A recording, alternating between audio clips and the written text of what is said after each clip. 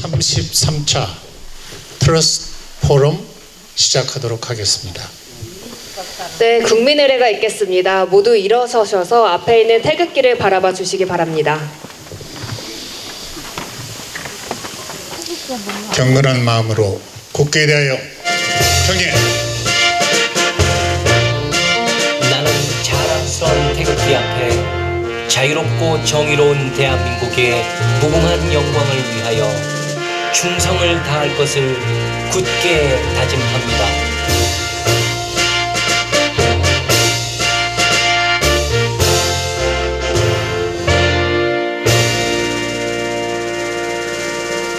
바로 다음에는 애국가 제창 1절입니다. 동해물과 백두산이 마르고 닳도록 하나님이 보호하사 우리나라 만세. 무궁화 상철리 화려강사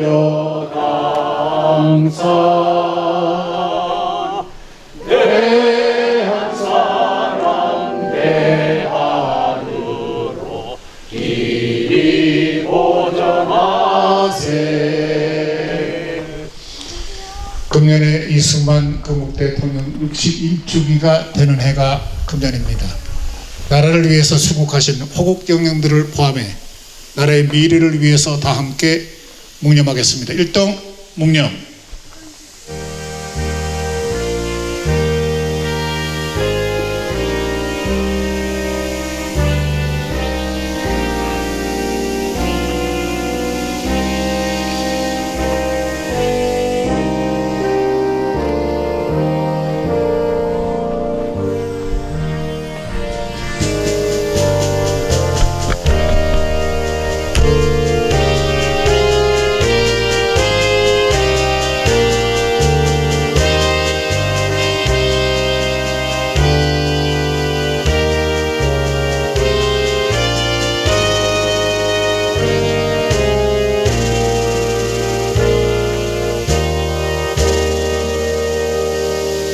바로 자리에 앉아주시기 바랍니다.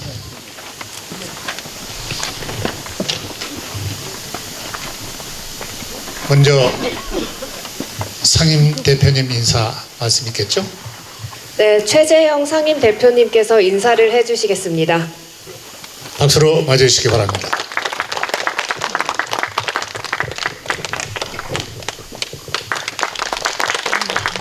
네, 여러분 반갑습니다. 이렇게 도봉의 울창한 숲 속에서 트러스트 포럼을 가지게 됐습니다. 아주 색다른 분위기에서 이렇게 트러스트 포럼을 가지게 되니까 우리 이 마음도 새롭고 또 뭔가 하여튼 즐거운 마음 또 행복한 마음이 드는 그런 시간입니다. 요즘 선거철이 됐습니다. 저도 오늘 오전에 종로 지역에서 이제 후보로 나선 후보자들 두 분 개소식 마치고 또 부지런히 이곳으로 달려왔는데요. 트러스트 포럼인데요. Rebuild the trust of the people 이렇게 되어 있습니다. 우리 국민의 신뢰를 재건하자라는 것이 저희들의 이 트러스트 포럼의 목표인데 사실 정치하는 많은 분들이 정직하지 않은 분들이 너무 많은 것이 우리 사회의 참 현실입니다. 어떤 분은 나는 거짓말을 한 적은 없고 다만 약속을 지키지 못했을 뿐이다 뭐 이렇게 말씀하신 분도 계셨는데 정치인들이 그 말의 무게에 대해서 책임을 지고 약속을 지키는 그런 나라가 됐다면 아마 우리나라가 벌써 지금보다 더 훨씬 더 좋은 선진국의 반열에 들었을 것이라고 생각을 합니다. 이번 선거를 통해서 말에 책임을 지는 사람, 신뢰할 수 있는 사람, 약속을 지키는 사람 그런 분들이 많이 나와서 정말 이 나라를 신뢰의 바탕 위에 제대로 된 선진국의 반열에 올려놓는 그러한 계기가 되기를 바랍니다. 최근에 이제 여러분들이 잘 아시겠지만 코스피 지수가 7천을 뚫고 뭐 8천을 간다 그러면서 굉장히 우리가 잘 살게 된 것 같은 그런 기분이 들지만 뭐 제가 주식이 없어서 그런지 모르겠습니다만 뭐 저한테는 실감은 나지 않습니다. 근데 그 많은 이제 돈을 어떻게 쓸 것인가를 가지고서 또 많은 사람들이 서로 자기가 그것을 가지려고 다투는 그런 모습도 사회 일각에서 보여지고 있는데 또 얼마 전에는 이 나라의 청와대 정책실장이라는 분이 뭐 나중에는 뭐 개인적인 의견이라고 하긴 했습니다만은 그 자리에서 사실은 개인적인 의견이라는 것은 뭐 있을 수가 없죠.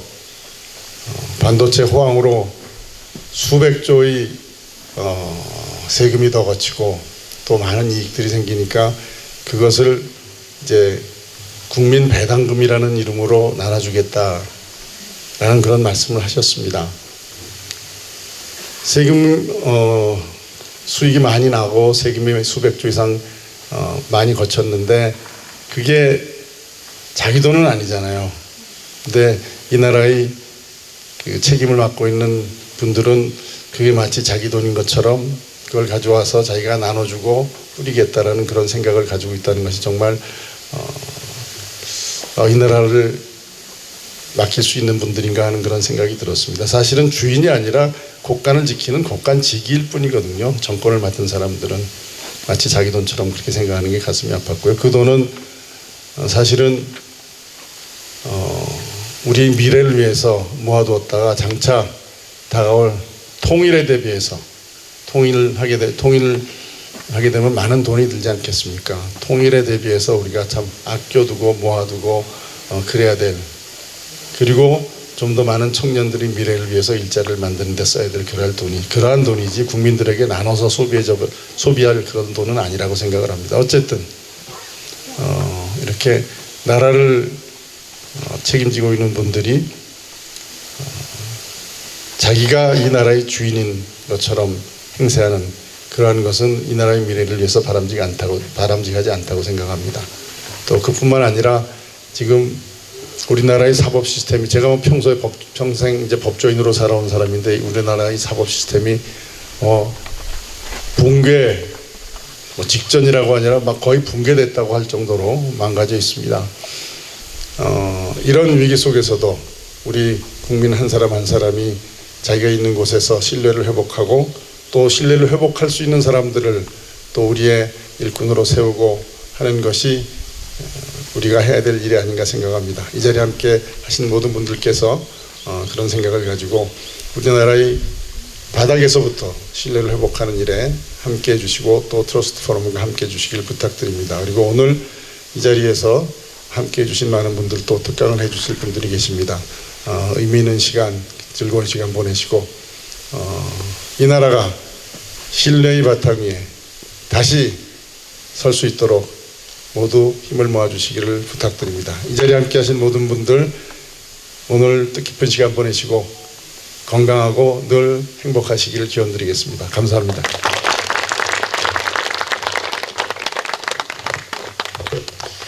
최재형 상임대표께서는 최근에 조금 전에 법 말씀을 드렸는데 내일을 준비하는 사람들, 그런 조직을 가동시켰습니다.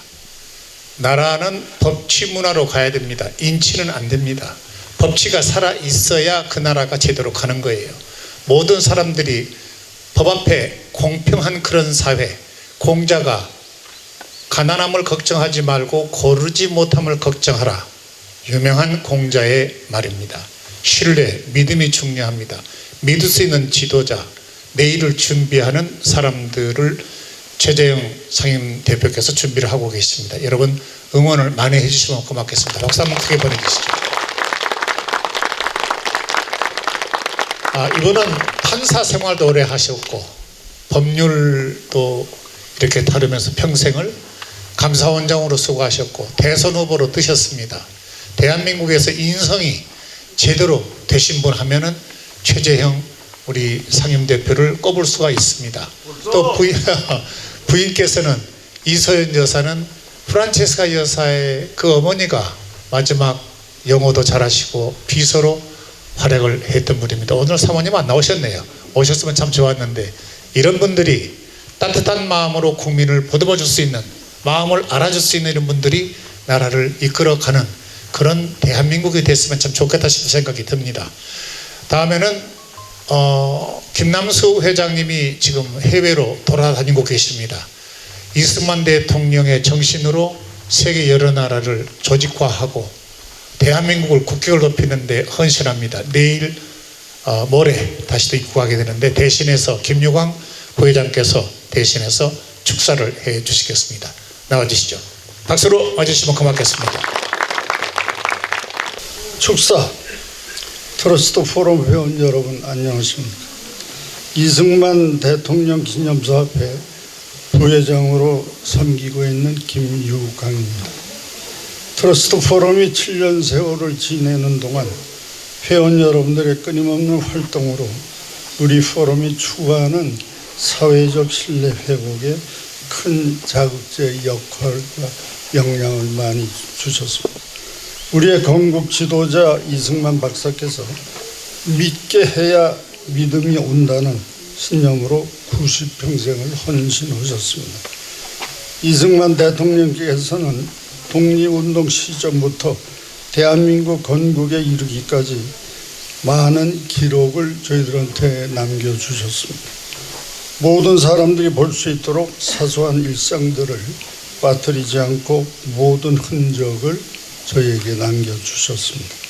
믿음 없이는 바로 설 수 없다는 이승만 대통령의 신념이 우리 트러스트 포럼의 신념이라고 생각합니다. 오늘 33차 트러스트 포럼이 신뢰사회 풍토 조성에 빛나는 등불이 되는 훌륭한 포럼이 되기를 바랍니다. 이 자리에 계신 여러분들의 건승을 기원합니다. 감사합니다. 다음에는 임명패 수여가 있겠습니다. 임명패 자문위원 류인철 이승만 건국 대통령을 향한 끊임없는 존경과 사랑으로 헌신해 오신 귀하를 자문위원 홍보대사로 모시고 건국 이념을 빛내고자 임명패를 드립니다. 2026년 5월 15일 사단법인 이승만 건국 대통령 기념사업회 회장 김남수.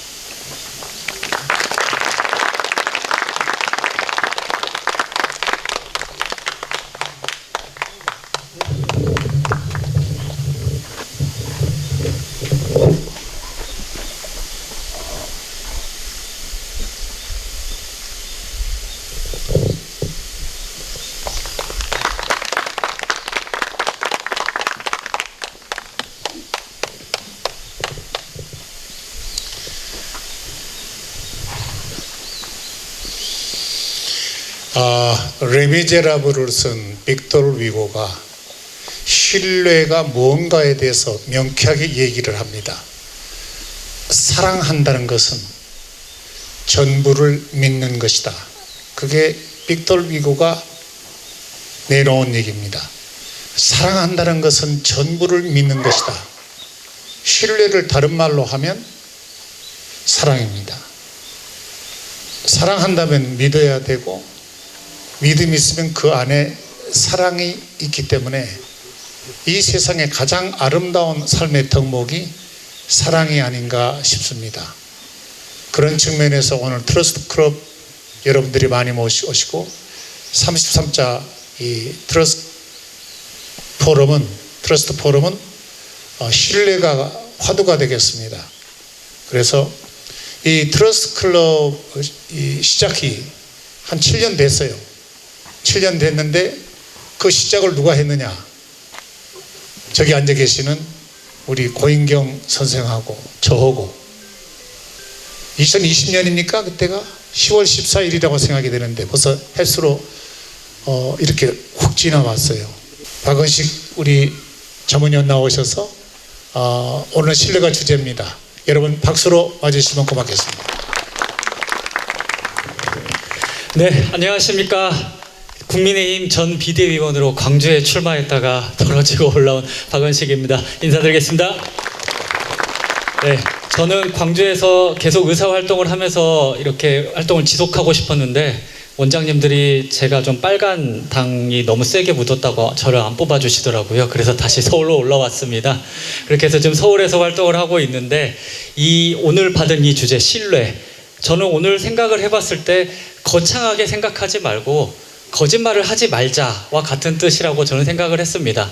그 거짓말의 가장 큰 피해자가 또 우리 이승만 전 대통령이라고 저는 생각을 합니다.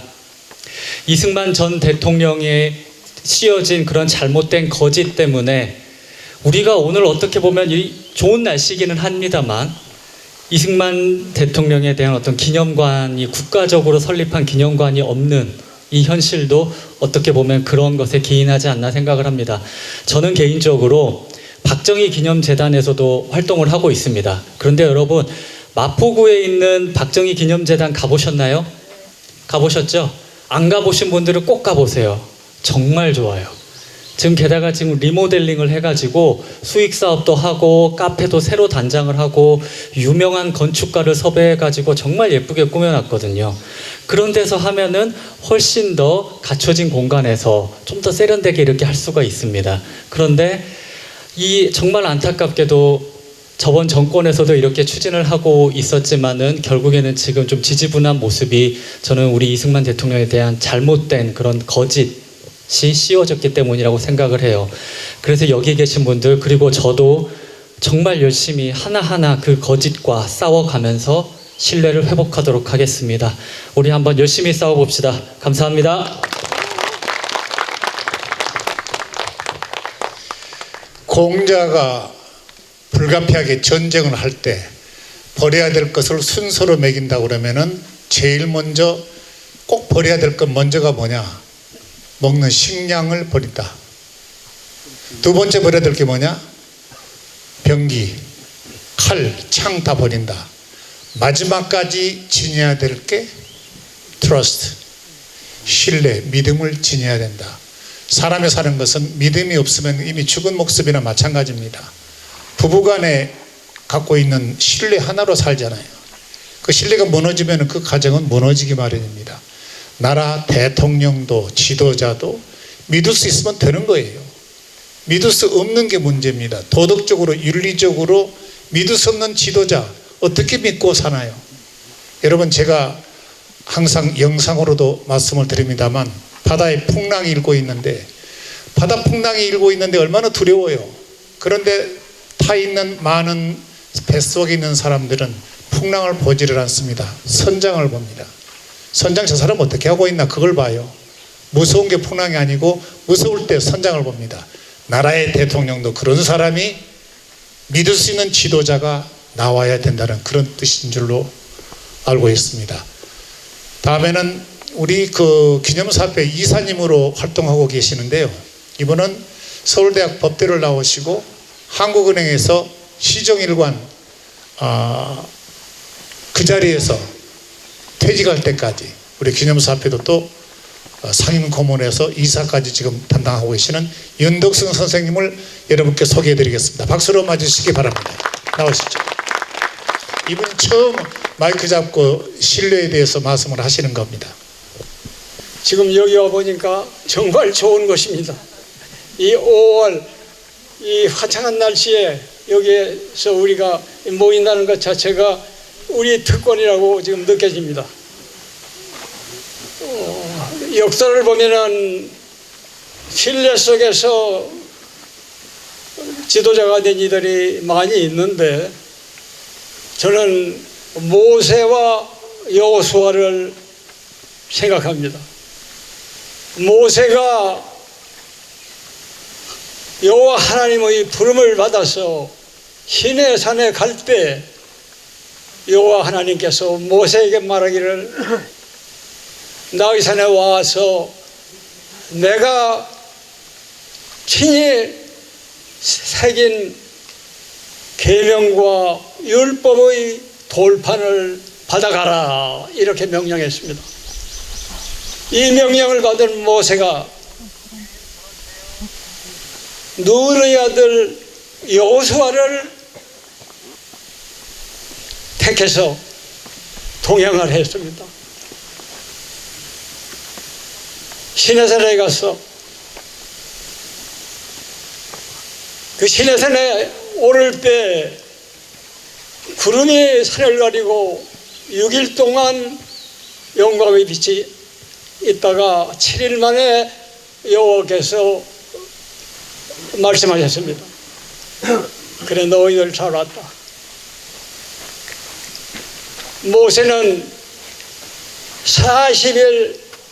40여일을 금식 아무것도 먹지 않으면서 시내산에서 하나님이 새긴 계명과 율법의 돌판을 받기 위해서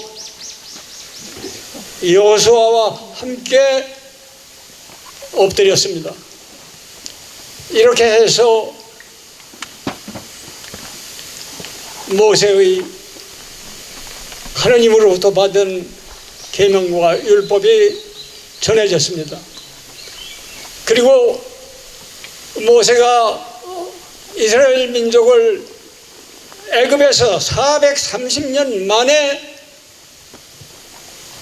업제해서 해방을 시켜 이끌었을 때 모세의 몸도 이제 늙었습니다. 요단강을 바라보며 모세가 이제 나는 볼 수도 없고 나갈 수도 없다. I can no more go, no see. 이러면서 여호수아에게 자리를 넘겨줬습니다. 여호수아는 모세가 바라고 명한 대로 이스라엘 민족을 이끌어서 가나안 복지에 이르렀습니다. 이것과 마찬가지로 우리는 이승만 대통령의 여호수아가 되어야 되겠다, 이렇게 저는 생각합니다. 이승만 대통령은 이 우리나라, 이 대한민국을 구한 모세입니다. 그런데 이 모세 이승만은 여호수아를 갖지 못했습니다. 바로 여호수아가 있어야 모세인 이승만 대통령이 뚜렷하고 완전할 수 있습니다. 저는 우리나라 건국이 완성되지 않았다고 말했었습니다. 지금 대한민국의 건국이 완성되지 않았습니다. 대한민국의 건국은 이승만 대통령의 기념관이 뚜렷하게 서서 대한민국 국민의 추앙을 받고 대한민국 국민이 그곳에 발걸음을 옮기는 때가 와야 합니다. 따라서 우리는 여호수아가 돼서 모세 이승만의 여호수아가 되어서 이 대한민국을 완성하는 데 열과 모든 것을 바치기를 바랍니다. 이상 제 말을 마칩니다. 고맙습니다. 이승만 대통령이 3.15 4.19 일주일 만에 권력을 내려놨습니다. 그때 강요들을 불러서 경무대접 밖에서 왜 시끄러운가? 그럴 때 강요들은 각하 앞으로 이 나라를 영원히 지켜주십사 하는 열망이 섞인 함성입니다. 그래도 이상하냐, 국방장관 김정열 장관을 불러서 국방장관 다시 한번 얘기해보게. 저게 무슨 소리야? 예, 각하. 지금 부정선거 때문에 저렇게 여러 가지 학생들이 데모를 하고 있습니다. 그때 대답을 이승만 대통령께서, 아니 유석 조병옥 군은 미국에서 세상을 떠났잖아. 끝났는데, 이런 말씀이에요. 아닙니다. 부통령 선거 때문에. 그걸 듣고 고개를 끄덕끄덕 하시고 서울대학병원에 부상자를 학생들 찾아 나섭니다. 이때 이승만 대통령이 무슨 생각을 했을까요? 아들 이인수 박사하고 얘기를 할 적에 1961년 2년 2일입니다. 이인수 박사에게 잘 돼 가느냐? 잘 돼 간다. 그런데 누가 잘 된다 믿으면 큰일 난다. 내가 절단이 난 사람이다.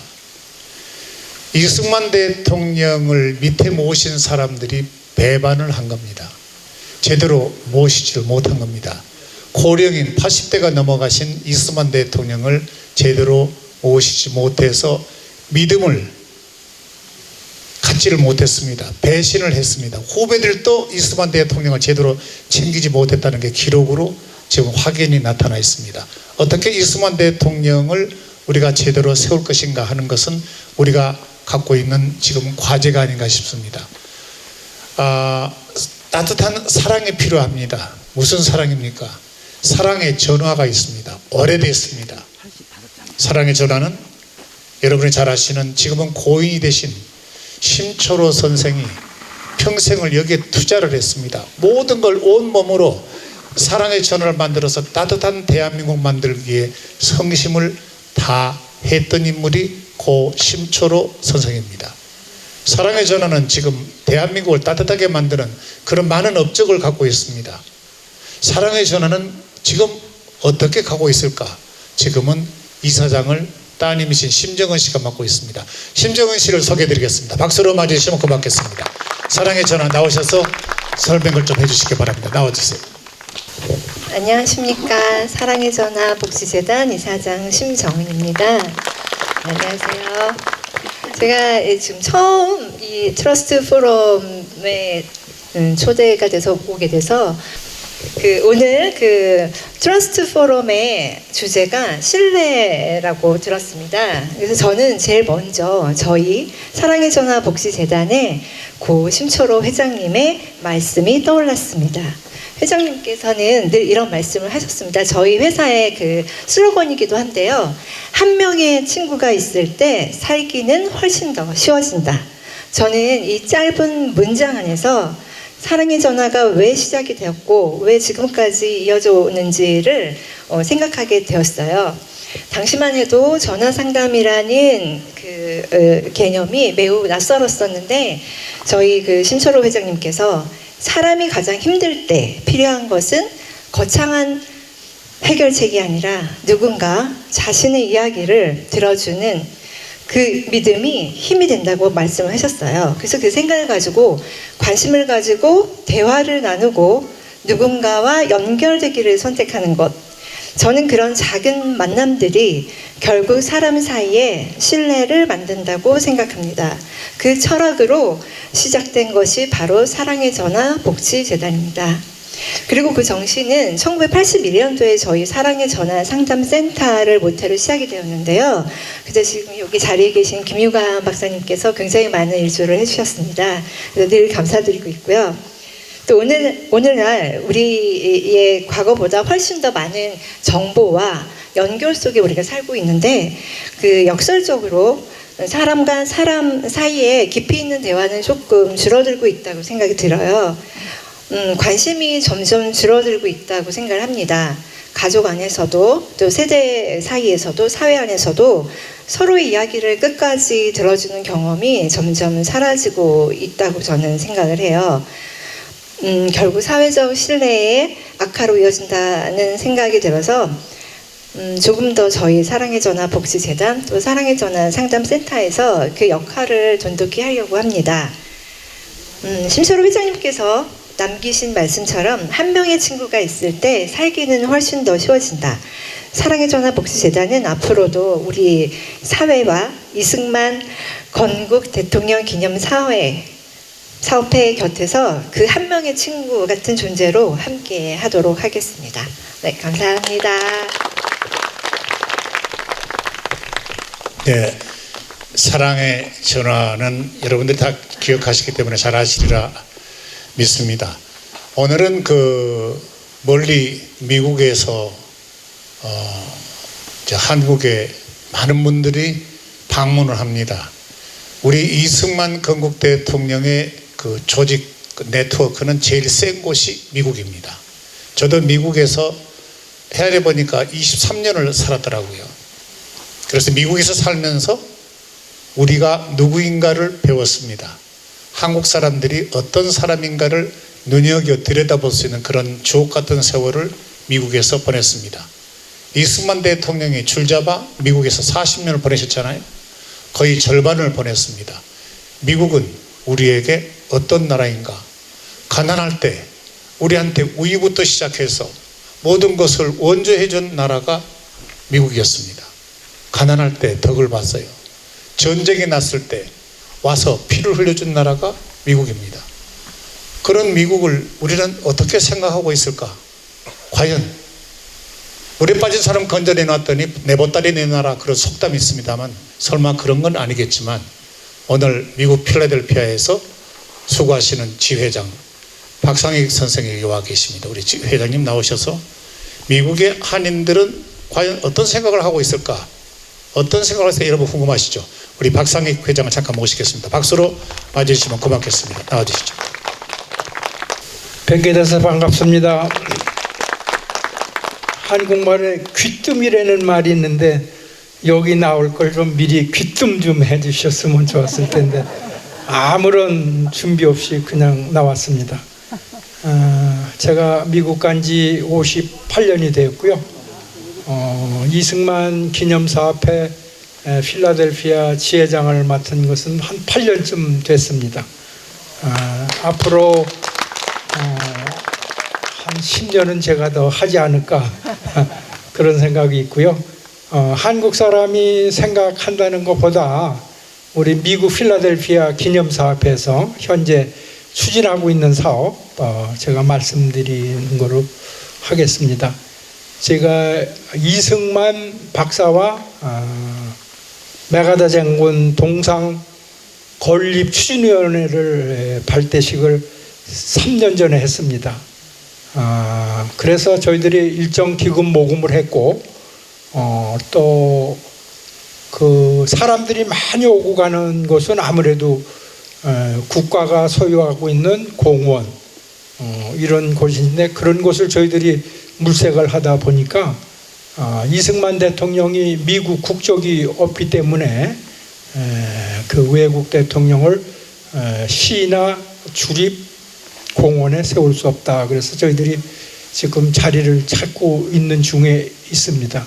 그래서 너무 저희도 이제 벌써 아까 말씀하신 대로 관여하시는 분들이 연세들이 많은 것처럼 저희 그 필라델피아에도 다 80세 이상 분들이 뭐 이사장이다 뭐 이런 거 하시는데 나오시라 그러면 나간다 그러시고 그날 전화 걸면 오늘이 무슨 날입니까? 그렇게 하시는 분들이 주변에 많고, 그래서 저희들이 더 늙기 전에 이승만 건국 대통령의 건국 이념도 이렇게 회복시키고 바랍기는, 그리고 그 건국 대통령의 건국 이념을 우리 후손들에게 계승시키는 그런 의미로 저희들이 장학재단을 설립을 하기로 하고 저희들이 기금 모금에 들어갔습니다.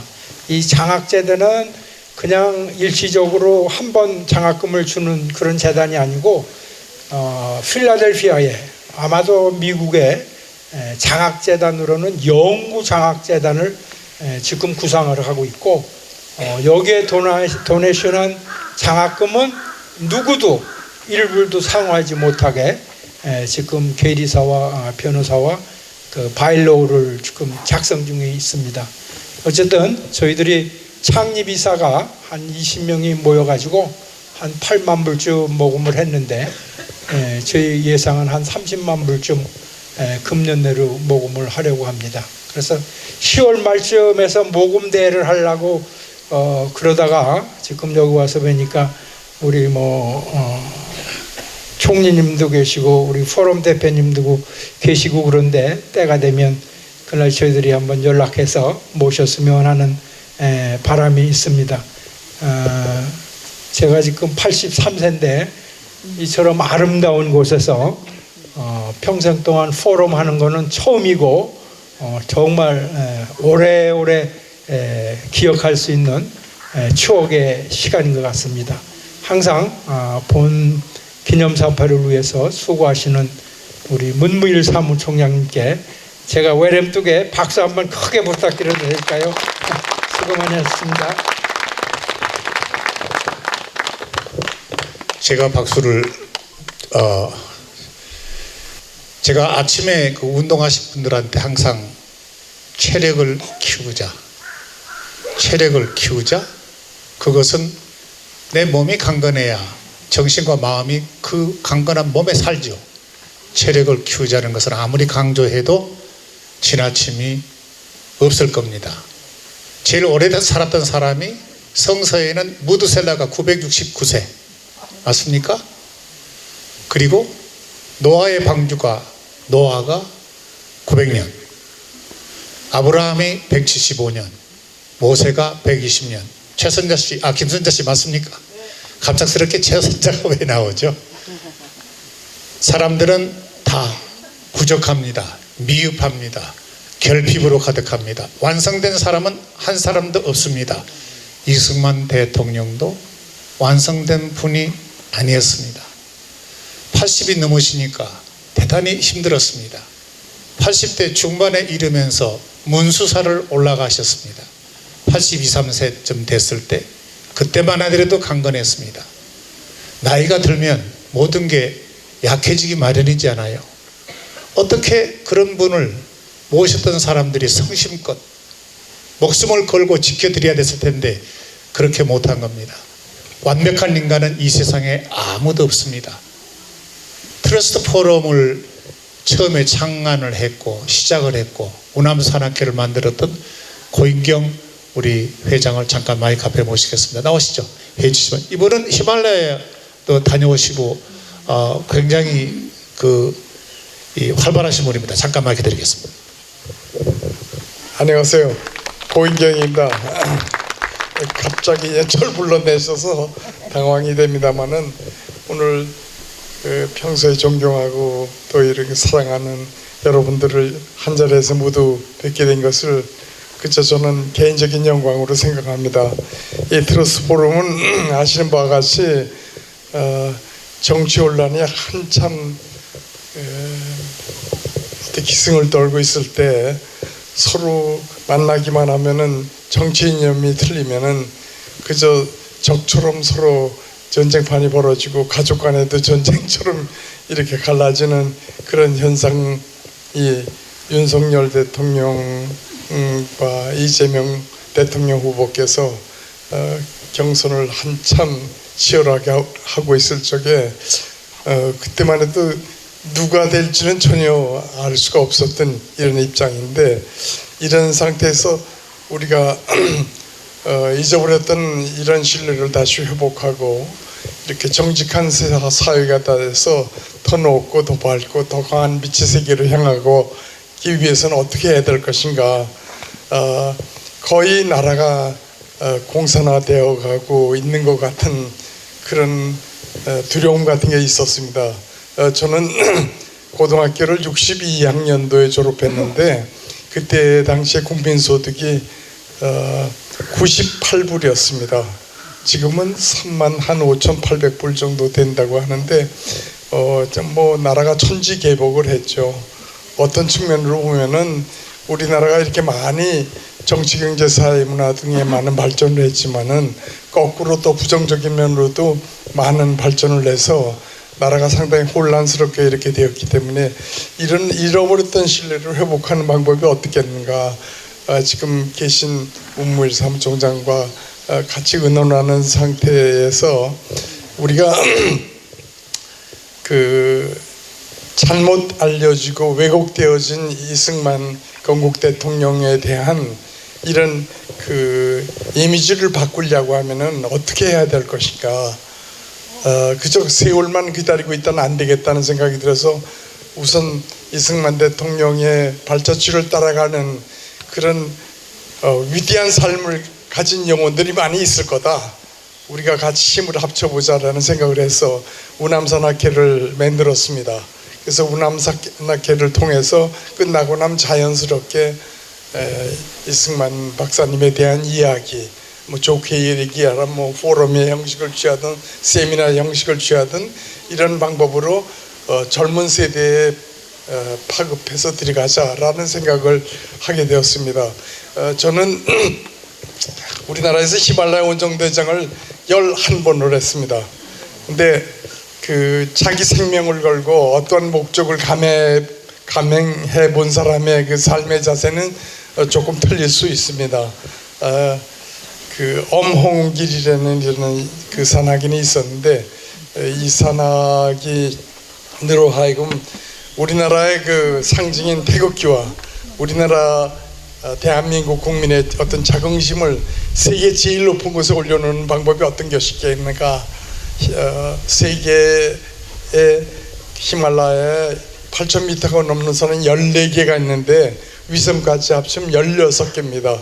그때 이한동 국무총리께서 그 엄홍길 14자 완등 추진위원회라는 걸 만들었었는데 그때 당시에는 뭐 남북 이산 가족 찾기 운동 그런 것 때문에 뭐 사람들이 거기에 집중이 되었는데 거기에 집중된 분이 그 방송국의 관계자 한 분하고 저하고 둘을 불러 놓으시더니 이걸 내가 지금 막상 총리가 되고 보니까 바빠서 이 완등 추진위원회 일을 할 수 없으니까 당신 둘 중에 하나 맡아달라고. 근데 저도 바빴고 그 사람도 바빴기 때문에 도저히 못하게 되는데 그저 말빨이 센 사람이 이기더라고요. 제가 어쩔 수 없이 심부름을 하게 돼서 쭉 그 목적을 이루었는데 이 트러스트 포럼은 바로 그겁니다. 우리가 잃어버렸던 많은 것을 되찾을 수 있는 방법은 우리가 서로 전 국민의 마음속에 그 정직한 마음으로 또 이 좌파들의 그 특징은요, 거짓, 공갈, 협박 뭐 이런 거에 아주 상당히 능하기 때문에 가짜 뉴스로 한순간에 자기의 정적이라고 생각되는 사람은 하루아침에 죽여버리는 그런 특기들이 있는 것 같아요. 저하고 오랜 친구이고 또 저하고는 고등학교 후배인 그 김명환 해병대 사령관이 계신데 이분이 프레스센터에서 장군들을 다 소집해가지고 성명서를 발표했어요. 이런 식으로 국가가 이런 정책으로 이렇게 나가다가는 우리나라는 공산화될 수밖에 없다. 이 나라 위정자들이 정신을 차려야 된다라는 성명서를 발표한 다음에 그 사람으로서는 이루 말할 수 없는 모욕적인 가짜 뉴스에 휩싸여가지고 완전히 땅바닥에 주저앉는 현상을 보았습니다. 예를 들면은 그 사람이 어느 정도로 대단히 청렴한 사람이냐면은 그저 해병대 사령관이 퇴임하시고 자기 부인이 꽃집을 하는데 그 해병대 사령관은 삼성장군 출신인데 꽃을 자기가 부인이 만든 꽃을 또 어느 곳에 배달도 하고 그래요. 그 정도로 청렴한 사람인데 그러한 그 성명서를 장군들을 모아놓고 발표한 일에 가짜 뉴스가 유튜브를 통해 가지고 김명환 해병대 사령관은 뭐 해병대 사령관 재임 시에 그 바다 밑에서 금괴를 뭐 끌어내 가지고 그 어마어마한 돈으로 자기 유흥비에 흥청망청 사용하고 있다. 뭐 이렇게 하니까 이 사람이 있는 건 명예밖에 없는데 명예를 회복하기 위해서 가진 고초 마음속에 병이 들 정도로 했는데 요 얼마 전에 한 달도 아직 안 됐는데 돌아가셨어요. 근데 마음의 병이 이렇게 중요한 거거든요. 근데 결국은 우리가 다시 악에게 지지 말고 선으로 악을 이기려고 하면은 우리가 하나가 되어야 됩니다. 이승만 건국 대통령의 정신을 뒤따르는 우리들이 승리하는 세상이 오기를 바랍니다. 감사합니다.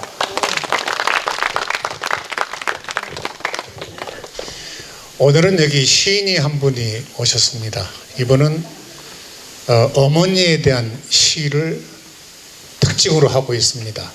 저거는 한 40년 정도 교분 있는 분인데 또 남북고 북으로 올라간 시인, 남으로 내려온 시인 그런 큰 책도 내놓고 많은 작품을 갖고 있는 강만식 시인이 여기 와 있습니다.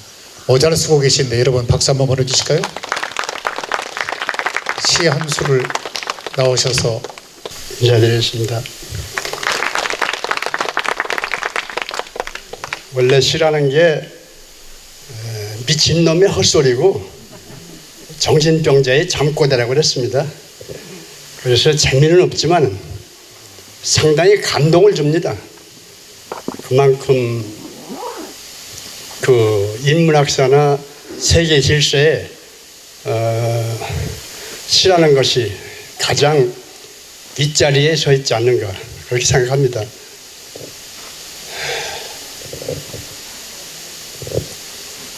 우리 한국인이라면 거의 다 아시고 세계인도 다 아시는 그런 시를 한 편 낭독을 해드리겠습니다.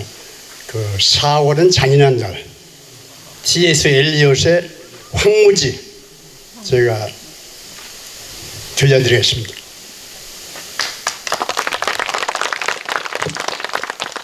구마에서 한 모녀가 도간에 매달려 있는 것을 나는 보았다.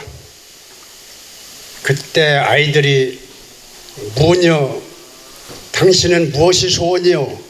하고 묻자 난 죽고 싶다고 말하는 것이었다. 보다 훌륭한 예술가 에즈라 파운드를 위하여 1. 사자의 매장 4월은 가장 잔인한 달 죽은 땅에서 라일락을 기어내고 기억과 욕망을 뒤섞으며 봄비로 잠든 뿌리를 뒤흔든다. 차라리 겨울은 우리를 따뜻하게 했었다. 망각의 눈으로 대지를 싸 감고 마른 뿌리로 가냘픈 생명을 키웠으니 여름은 소낙비를 몰고 슈타른 베르가제 호수위를 건너와서 우리를 놀라게 했다.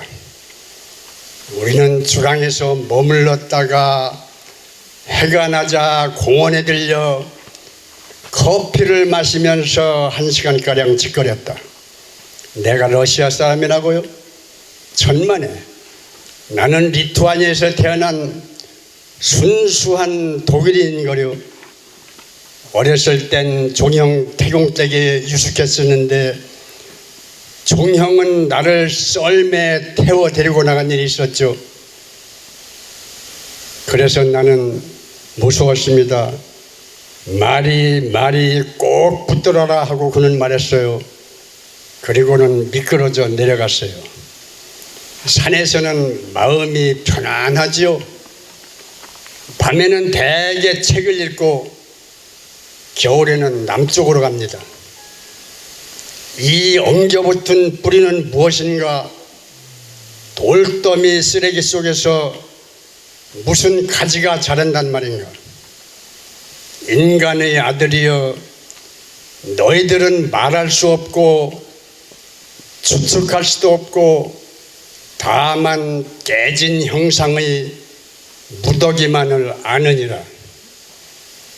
태양이 내리치고 죽은 나무 밑엔 그늘이 없고 귀뚜라미의 위안도 없고 메마른 돌틈엔 물소리 하나 없다. 다만 이 붉은 바위 밑에 그늘이 있을 뿐. 이 붉은 바위 그늘 밑으로 들어오라. 그러면 내 너에게 보여주마. 아침에 내 뒤를 성큼성큼 따르던 너희 그림자도 아니고 저녁 때 내 앞에 솟아서 너를 맞이하는 그 그림자와도 다른 그것을 한 줌 흙 속에서 공포를 보여주마. 바람은 가볍게 고국으로 부는데 아일랜드의 우리님 그대 어디서 머뭇거리나. 1년 전 그날 밤 당신은 나에게 히야신스를 주셨지. 그래서 사람들은 나를 히야신스 소녀라고 불렀답니다. 그리고 그때 당신이 꽃을 하나로 안고 이슬방울 머리에 맺힌 채 밤늦게 히야신스 밭에서 나와 함께 돌아왔을 때 나는 말이 안 나왔고 눈도 보이지 않았고 나는 산 것도 아니었고 죽은 것도 아니었고 아무것도 몰랐었다. 다만 빛의 한 복판 그 정적을 들여다보았을 뿐이었다. 바다는 황량하고 님은 없네. 소소스트레이스 부인은 아주 유명한 천리안, 독한 감기에 걸려있긴 했지만 그래도 유럽에선 제일 지혜 있는 부인으로 통했고 사악한 트럼프점을 친다는 여인. 자, 이것이 당신의 괴요. 익사한 페니키아의 수부. 보세요. 전날에 그의 눈은 변하여 진주로 되었죠. 이것은 벨라도나 암산의 부인, 처경이 한결같지 않은 여인. 이것은 세 갈래 장대를 가진 사나이. 그리고 이것이 차륜. 그리고 이 공백의 패는 이 상인이 짊어지고 있는 그 무엇인데 내게는 못 보게 마련되어 있어요. 그리고 여기 교살당한 사나이는 보이지 않는군요. 아, 때를 지어 빙빙 돌고 있는 군중이 보이는군. 고맙습니다. 만일 에키톤씨 부인을 만나시거든 천공도는 내 자신이 가지고 간다고 말해주세요. 요새는 조심해야 하니까요. 공허의 도시 겨울날 새벽 갈색 안개 속으로 군중이 런던 교 위로 흘러간다. 저렇게 많이. 나는 죽음이 저렇게 많은 사람을 멸망시켰으리라고 생각지는 못했다. 때로 짤막한 한숨이 터져나오고 각자 자기 발머리에 눈을 쏘는 것이었다. 언덕을 오르고 킹 윌리엄가로 내려서 성 메어리 울로스 사원이 9시 최후의 일격의 꺼져가는 종소리로서 예배 시간을 알리는 그곳으로 군중은 흘러갔다. 거기서 나는 내가 아는 한 사람을 보았다. 스테슨 하고 소리질러 그를 세웠다. 자네 밀라의 해전 때 나와 같은 배에 있던 친구로군. 자네가 작년에 자네네 정원에다 심었던 시체에선 싹이 트기 시작했는가? 올해 꽃이 피겠는가? 그렇지 않다면 난데없는 소리라도 맞아 묘판이 망가졌는가? 아, 인간의 친구이지만 개를 가까이 해서는 안 되네. 또 발톱으로 파헤칠 것이니까. 그대 위선의 독자여, 나의 동포여, 형제여. 이상으로 1부를 마치겠습니다. 이게 5부작까지 되는데요. 5부작까지 하려면 1시간 걸립니다. 그래서 5부의 마지막 구절 몇 구절만 들려드리겠습니다. 나는 강가에 앉아 낚시질한다. 뒤에는 메마른 벌판, 최소한 내 땅이나마 정돈할까. 런던교가 무너진다, 무너진다, 무너진다. 그리고서 그는 정화의 불길 속에 뛰어들었다. 나는 언제 제비같이 될 것인가. 오, 제비, 제비. 폐허의 타반의 아키테느 왕자. 이러한 단편만으로 나는 나의 폐허를 지탱해왔다. 그러면 당신 말씀대로 합시다. 히로니모는 다시 머리가 돌았다. 주라 동정하라 자제하라. 샨티 샨티 샨티.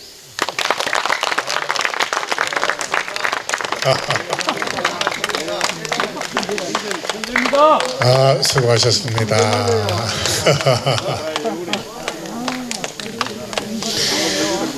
코리아, 대한민국은 부존 자원이 없는 나라입니다.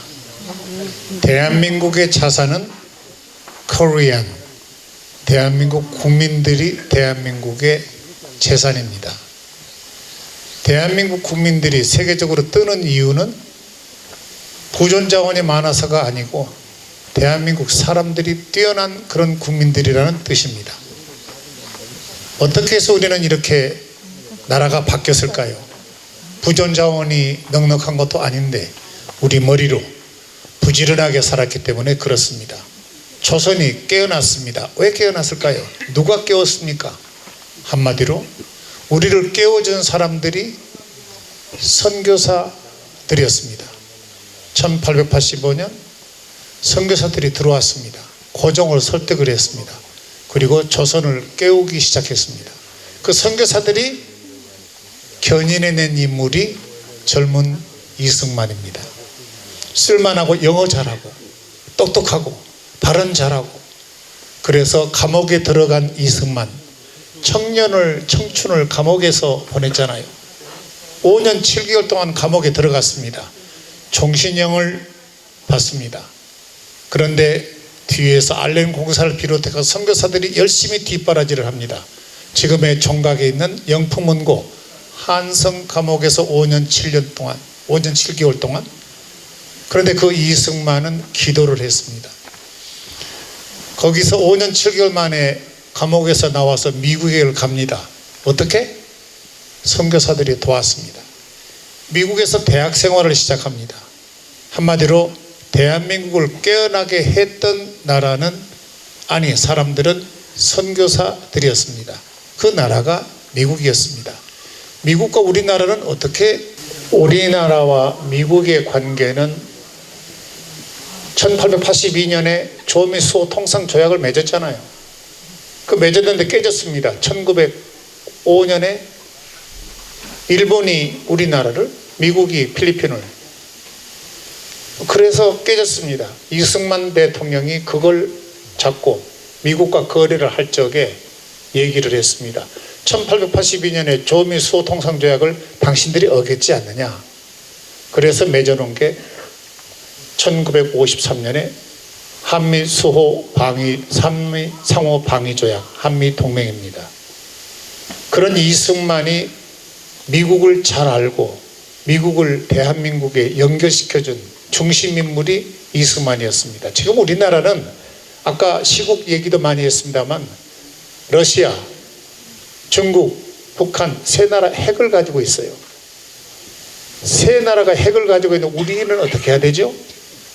누구를 끌어들여야 됩니까? 누구를 상대로 해야 돼요? 내치보다 더 심각한 게 외치입니다. 외교 전략이 필요한 외교 전문가가 바로 이승만 대통령이었습니다. 다시 보고 깊이 보고 넓이 보고, 그런 넓은 해안으로 대한민국에 건국을 했던 인물이 대한민국의 건국 지도자 이승만인데 우리는 얼마나 이승만을 알고 있을까? 팩트만 알자 이거죠. 사실만 알자 이거죠. 프란체스카 여사가 며느리 조혜자 여사에게 남겨놓은 말이 있습니다. 나폴레옹이 영웅이 된 것은 200년이 걸렸는데 너희 시아버지도 반드시 대한민국의 영웅이 될 거다. 그 이유는 한국 사람들은 바보가 아니기 때문에. 그건 프란체스카 여사의 말씀입니다. 조혜자 여사님 잠깐 나와주실까요? 이쪽으로 오시죠. 여러분 박수로 한번 크게 성원해 주시면 고맙습니다. 이쪽으로 오세요. 프란체스카 여사를 모시면서 가장 인상에 남았던 말씀 한 말씀 부탁합니다. 물 조금 아껴 쓰라는 거죠. 전기 조금, 그것도 아껴 쓰라는 거고. 그리고 뭐든지 아껴 쓰라고, 조금 조금, 전기 조금. 그래서 우리 아줌마도 할머니가 제일 잘 쓰시는 말씀이 조금 애끼라는 거. 그래 열심히 애껴서 독일의 그 자이퉁 사장에 와서 뭘 질문했죠, 프란치스케사한테? 네, 저기 당신 남편, 당신이 그 이승만 대통령을 그 남편으로 모시고 사는 동안에 어떤 모습이 제일 생각나냐고 그러시니까 우리 어머님이 그 한쪽 저기 이렇게 가리키시면서 사실은 대한민국이 그 식민지에서 또 다시 그 대한민국을 세우셔서 그 저 하야하실 때까지 얼마나 힘이 들었는지 그 저쪽을 가리키시면서 아버님이 늘 엎드려서 기도하시던 모습, 그래서 하느님께 늘 그 기도하셔서 늘 좋은 응답을 받으셔가지고 그래도 우리나라가 이렇게 잘 될 거라고, 앞으로도 우리 국민들이 다 그 기도하는 국민들이니까 앞으로 세계에서 으뜸가는 우리 대한민국이 될 것으로 자기는 믿고 늘 기도드린다고 그러시더라고요. 네. 고맙습니다. 잘 모시고 잠깐.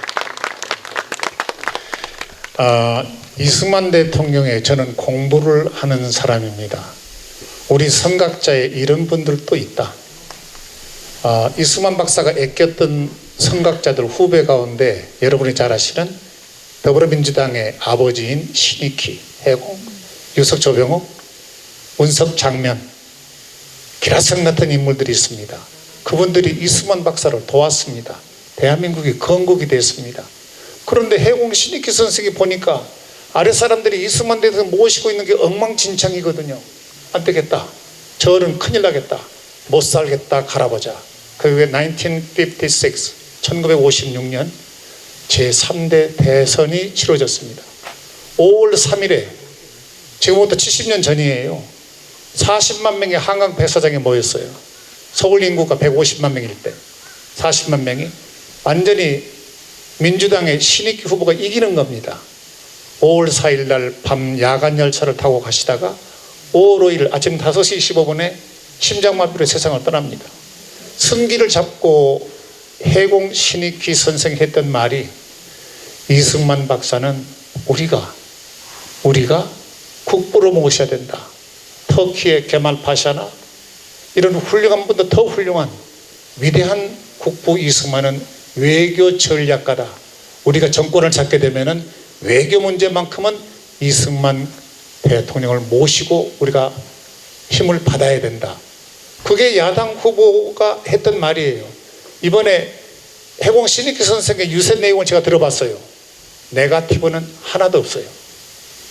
1956년에 한강 백사장의 내용을 들어보니까 네거티브라는 게 하나도 없어요. 우리는 어떻게 살아야 된다 하는 그런 얘기들 뿐이었어요. 우리는 대한민국의 선각자들은, 대한민국 자산, 대한민국 국민들은 위대한 선각자들이 있습니다.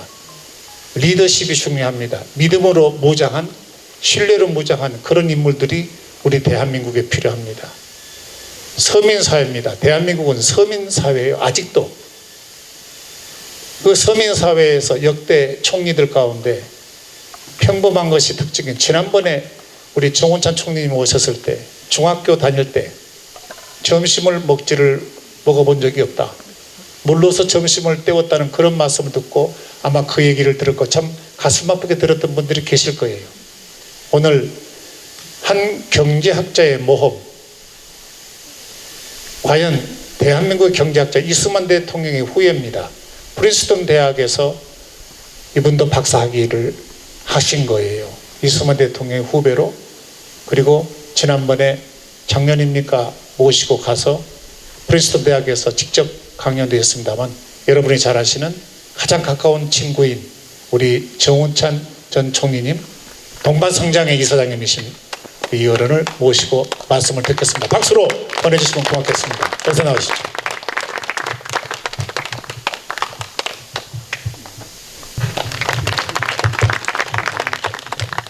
만나 뵈어서 대단히 반갑습니다.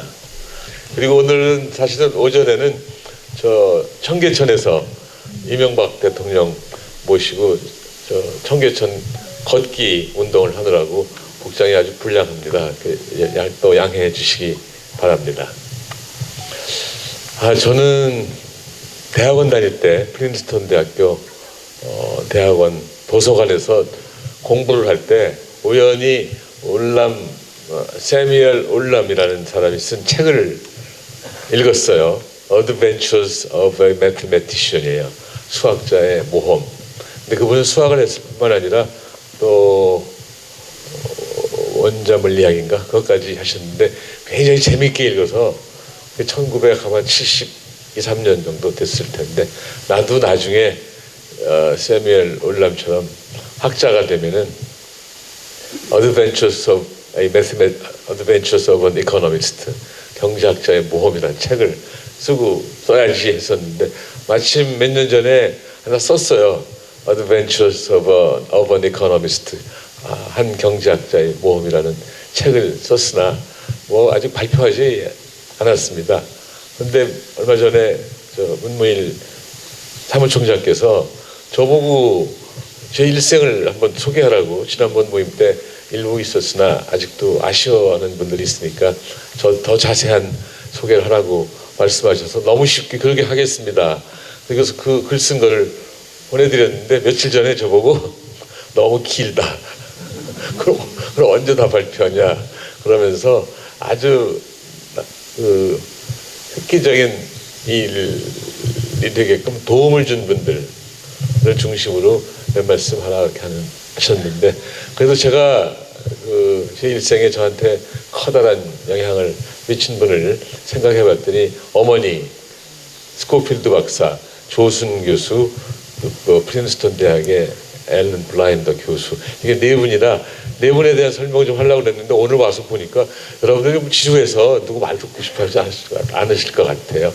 그래서 그냥 아주 간단히 몇 말씀만 드릴 테니까 궁금한 거 있으시면 질문하시면 제가 성실하게 답변 드리도록 하겠습니다.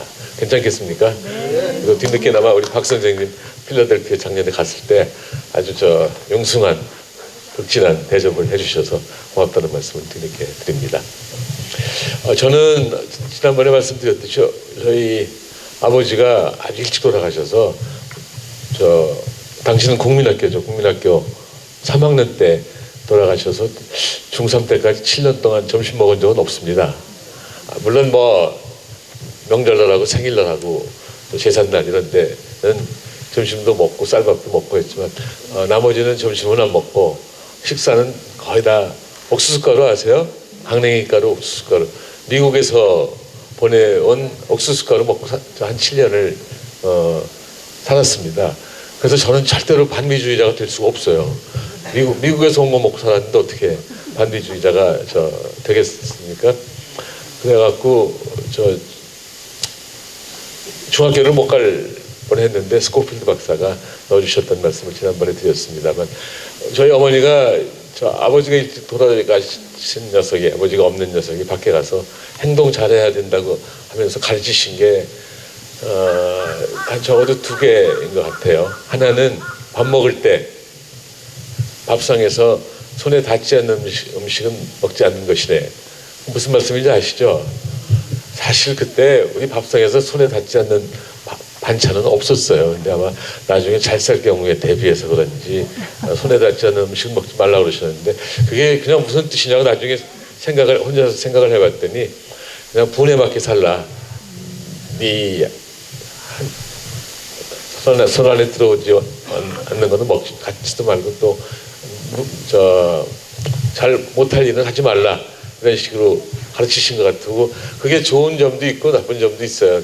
나중에 생각해 봤더니 뭐 해도 되는 걸 갖다가 이거 내가 못하지 여기서 안 한 게 굉장히 많이 있었던 것 같습니다.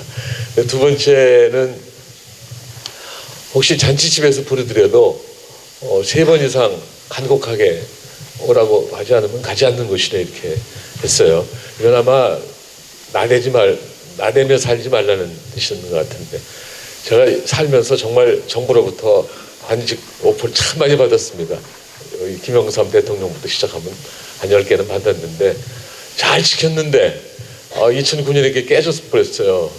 저 대개 갈 생각도 없었지만 대개 2번까지밖에 메신저가 안 났는데 2009년 9월 3일에 저 청와대에서 이명박 대통령이 잠깐 보자 그래서 갑자기 어떻게 합니까? 좀 좋은 차 타고 가야 될 것 같아서 모범 택시 타고 청와대에 갔는데 정말 총장 당신 서민 출신이라면서 그렇습니다. 그분 올림말 내림말 왔다 갔다 하거든요. 나도 서민 출신입니다. 같이 서민을 위해서 일합시다. 그래갖고 제가 10분 만에 넘어갔어요. 보통 때는 그냥 안 갑니다. 그럼 돈 주고 사는 사람 보내고 했는데. 그래서 제가 국무총리로 가게 된 겁니다. 물론 그 이명박 대통령하고 저의 사이는 2002년 처음 만났죠. 서울시장과 서울대학교 총장으로서. 근데 정말로 큰 일을 첫 만남에서 해주셨어요. 여러분들 강남순환도로 아시죠? 강남순환도로가 공사비를 줄이려고 서울대학교 정문 앞에 150m 고가도로를 만든다고 했었는데 제가 총장이 되자마자 교수 한 1000명이 연판장을 써갖고 와서는 이거를 해결해야 된다. 그래서 그 연판장을 갖고 서울시장실에 그냥 갔죠. 면담을 신청하고. 그 자리에서 고위 관료 하나 부르더니 아니 세계 일수대학 앞에 고가도로 있는 나가 어디서 다시 그냥 검토해봐 그래갖고 제가 총장 된 지 일주일 만에 그 문제를 해결했어요. 이 대통령의 당시 사실 이 시장에 도움을 많이 받아갖고 언젠가는 저 신설 갚아야지 하고 있었는데 9월 3일에 서민을 위해서 같이 일하자 그리고 그 결과가 나중에 조금 이따 말씀드리겠지만 동반성장위원회입니다. 제가 건의해서 만든 동반성장위원회죠. 근데 하여간 초등학교 잘 보냈는데 6학년이 되니까 이제 걱정이 되죠. 중학교를 가야 되는데 제가 뭐 중학교 갈 처지가 안 되죠. 근데 하루는 이제 클래스메이트가 경상도에 있는 은찬아 니 어느 중학 갈 끼고 한다는 건 어느 중학교 시험 볼 거냐는 거예요. 그 당시 입학시험이 있지 않았습니까? 그래서 제가 머뭇머뭇했죠. 아니 어느 중학 갈 거냐고 그랬. 또 머뭇머뭇했더니 자기 집에 가서 얘기했는지 그 다음날 아버지 어머니가 그 친구 아버지 어머니가 오셔서 너 공부 잘한다면서 경기중학 붙으면 입학금 내줄 테니까 지금부터 시험 공부해갖고 입학시험 보래 또 그러셔서 무슨 뜻인지는 사실은 잘 모르고 6학년 7월부터인가 입학시험 공부해갖고 경기중학 붙었더니 그분이 소개해 주신 분이 스코필드 박사예요. 저를 스코필드 박사한테 데리고 가시더니 이 사람이 정군입니다 하는 식으로 해갖고 스코필드 박사가 중학교 3년 동안 당시는 의무교육이 아니라 등록금도 내고 뭐 사치내비도 내고 별거 다 냈는데 그걸 다 스코필드 박사가 해주시고 가끔 저 생활비도 주셨습니다. 생활비가 또 로열 뱅크 오브 카나다인가 그런데 그 수표 써주시는 수표 갖고 당시 중은행에 가서 바꿔갖고 생활도 하고 그렇게 했었죠. 그리고 나서는 이제 그분은 3년밖에 안 도와주셔서 고등학교 때 이거 어떡하나 하고 있는데 우리 담임 선생님이 너 가정교사 안 할래? 그래갖고 좋죠. 그래갖고 고1 때는 시간제 가정교사하고 제가 유명한 분들 자제들 가르쳤어요. 고등학교 고1 때는 당시 국회 부의장 하시던 장경순 의원의 국민학교 4학년 여학생을 가르쳤고 적당히 가르쳐야 되는데 너무 잘 가르쳤는지 제가 가르치기 전에는 산수만 빼놓고 다 1등이니까 산수만 1등으로 만들어 달라고 그랬는데 그 국민학교 산수가 오죽하겠습니까? 매일 가서 문제 풀으니까 산수까지 1등 했다고 전 과목 1등이라고 해서 그냥 관뒀어요. 근데 또 이제 2학년 올라갔더니 담임 선생님이 입주가정교사를 소개해 주셔서 이건 별 얘기는 아니지만 결과적으로는 한덕수 총리의 처갓집이 된 데서 고2, 고3 가정교사 해가면서 고등학교 생활을 잘 했습니다. 근데 이제 여기서 본론은 이제 스코필드 박사를 말씀드려야 되는데 스코필드 박사는 정말로 하늘 가시던 분이에요. 저는 그분을 정말로 신뢰합니다. 뭘 말씀하시든지 간에 다 신뢰를 했죠. 그분은 19세기 1989년에 태어나셔갖고 고등학교를 다니고 공부를 아주 잘하거나 집이 좋거나 대학을 들어가는데 공부도 보통이고 집은 교수 아들이라 그저 그렇고 해갖고 안 되겠어서 다른 형하고 누나는 영국에 대학을 다녔는데 자기는 농장에 가서 공부해서 돈 벌어서 대학 가려고 했는데 도저히 돈이 안 벌리고 그 농장의 주인이 하도 못 살게 굴어서 카나다로 이민을 가갖고 카나다도 또 다시 농장 가서 돈 벌어갖고 토론토 대학을 나오신 분이에요. 근데 토론토 대학에서 의학도 공부하고 더 자세하게는 수의학도 공부했는데 어느 날 세브란스 의학전문학교 학장하시던 올리버 에이비슨 교수가 당신 얘기 들었는데 한국에 와서 좀 봉사할 수 없느냐, 와서 의학만 가르치면 된다. 그러나 미지 세계고 나도 아무것도 잘 모르니 당신 오면 정말 배울 게 많을 거다 해갖고 1916년, 그러니까 어떻게 되나요? 1916년에 오셨으니까 1889년 27세죠. 27세에 세브란스 의학전문학교로 1916년에 오셨죠. 와갖고는 무슨 재주가 있는지 이상재 선생님 뭐 이런 분들, 또 이갑성 선생님들하고 친하게 갖고 뭐 한국의 사정에 대해서 많이 알게 됐는 모양인데 1919년 초에 이갑성 선생이 오셔서는 국제정세 좀 가르쳐달라 해갖고 미국하고 일본하고 카나다에 있는 저널, 신문 이런 걸 전부 종합해서 이갑성 선생한테 갖다 드렸는데 28일 날 1919년 2월 28일 날 내일 우리가 거사를 벌일 테니 사진 좀 찍어달라. 그래갖고 스코필드 박사 제일 큰 취미가 사진이랍니다. 그래서 탑골공원서부터 서울역까지 모습을 다 찍어갖고 세상에 처음 알린 분이 프랭크 윌리엄 스코필드 박사예요. 저는 그거가 나중에 1943년에 카이로 선언 때 한국을 in due course 적당한 시기에 독립시키자고 얘기한 것은 기초가 됐다고 생각합니다. 근데 그분은 거기서 끝나지 않고 그해 4월 1919년 4월에 경기도 화성시 있죠. 거기서 격렬한 데모가 벌어졌나 봐요. 그래서 그 젊은이들을 제암리 교회에 다 20-30명을 모아놓고는 문 잠그고 석유 뿌리고 그다음에 다 불질러서 죽여버렸어요. 그걸 갖다가 또 소아마비끼가 있으신데 자전거를 세브란스 이전에서 자전거를 하나 빌려갖고 경부선을 타고 수원에서 내려서 경찰의 눈을 피해서 제암리에 가서 사진을 또 다 찍어갖고 세상에 알렸습니다. 뿐만 아니라 이제 그해 여름에는 동경에서 열렸던 동북아시아 선교사 대회에 가서 그 3.1운동의 실상을 또 다 폭로를 하고 또 여기 우리 총독이라든지 우리나라에 왔던 총독이라든지 이런 사람들한테 일본의 그 만행에 대해서 항의도 하고 또 감옥소에 있던 유관순 뭐 이런 분들한테 가서 면회를 해갖고 고문당한 것도 전부 사진 찍어서 알리고 할 정도로 했었는데 당연히 제가 일본 사람이라도 비자를 연장시켜 주겠습니까? 1916년에 오셨는데 20년에 비자를 못 받고 카나다로 돌아가셔서 그분 개인한테는 굉장히 잘 됐어요. 세계의 의학책에 스코필드 시어리도 나올 정도로 훌륭한 학자가 되셔서 사실 2009년인가 뒤늦게 카나다 정부가 내셔널 히스토릭 사이트인가 이런 것에 대상 인물로 해갖고 상을 줘서 저도 그때 가서 같이 축하하고 했습니다만 말씀이 너무 길었으나 스코필드 박사의 가르침은 이겁니다. 첫째, 정직해라. 정직하지 않으면은 거짓말을 하면은 또 다른 거짓말, 또 다른 거짓말, 또 다른 거짓말 덮으려고 하게 되면은 거짓말에 늪에 쌓이게 될 거다.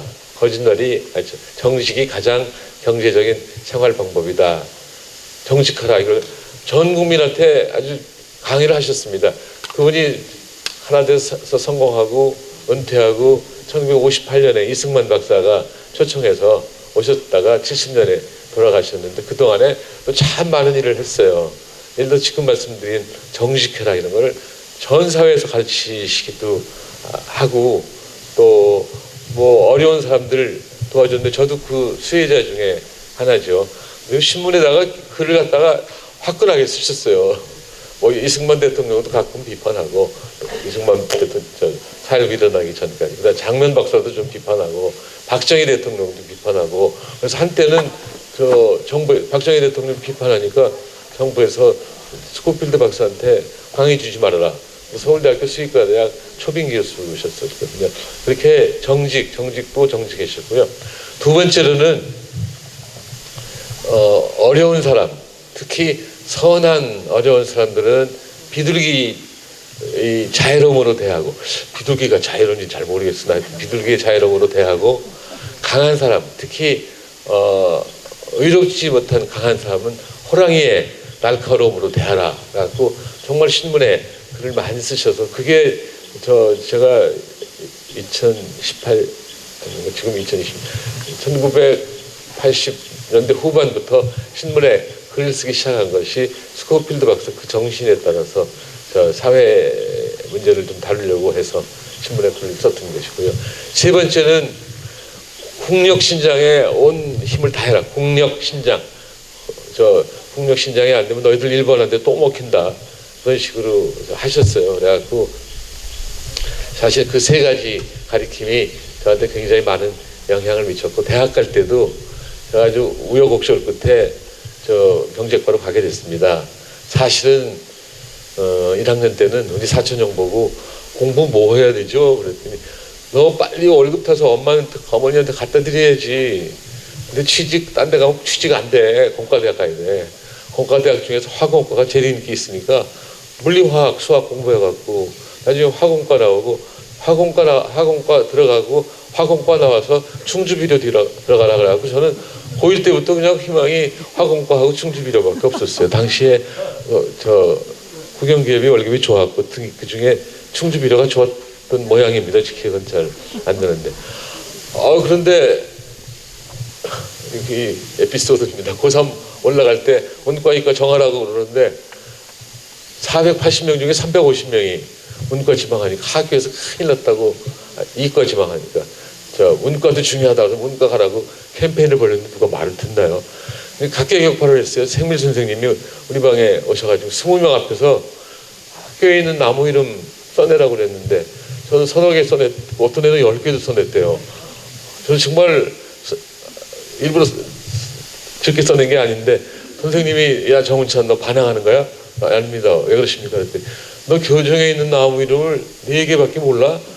그렇습니다. 너 중학교부터 다녔어? 고등학교부터 다녔어? 중학교부터 다녔습니다. 같은 교정에서 5년 살면서 나무 이름을 5개도 모르면은 관찰력이 부족이기 때문에 너는 이과 가면 안 되고 문과 가라고 그래. 할 수 없이.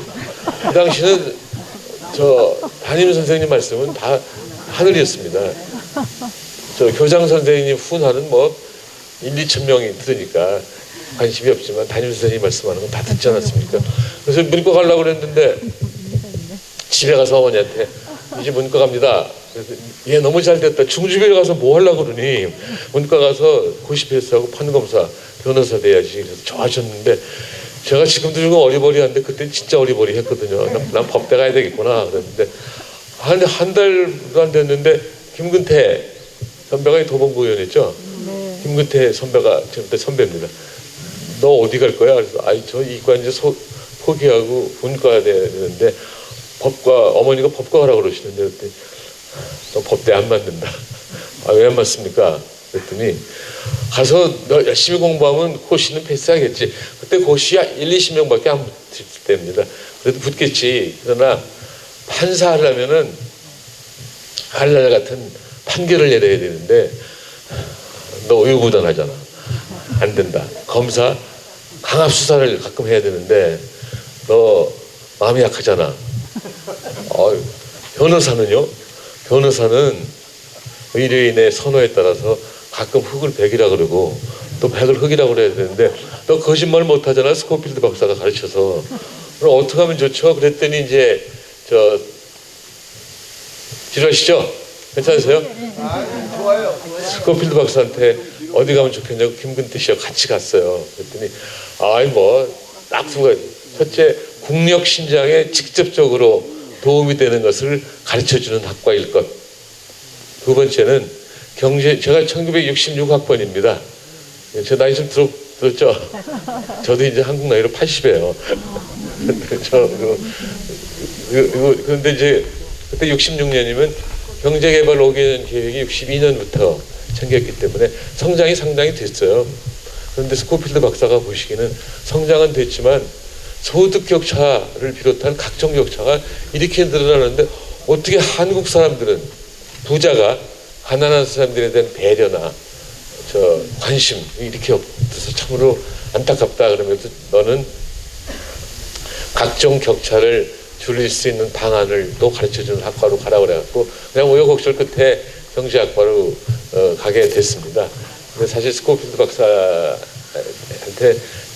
갚은 게 너무 없어서 참으로 미안하게 생각을 합니다만 그저 토론토 동물원에다가 큰 멋있는 동상을 하나 세워드리고 거기다가 글도 하나 만든 것도 있고 제암리 박물관에 또 스코필드 박사가 한 것도 있고 100주년 기념식에 한 2년에 걸쳐서 대회한 것도 있고 스코필드 박사 기념사업도 있고 장학금 재단도 만들고 이런저런 했는데 저는 스코필드 박사한테는 빚을 갚을 길이 없죠. 정말 근데 저희 어머니나 스코필드 박사가 말씀하는 거는 그냥 다 믿었어요. 오늘 이 트러스트 제목하고 맞춰본다면 그거는 오랜 시간에 걸쳐서 아까 누가 김 선생이 말씀했는데 사람과 사람 간의 관계에서 믿는 것이 트러스트가 아닌가 하는 생각은 들고요.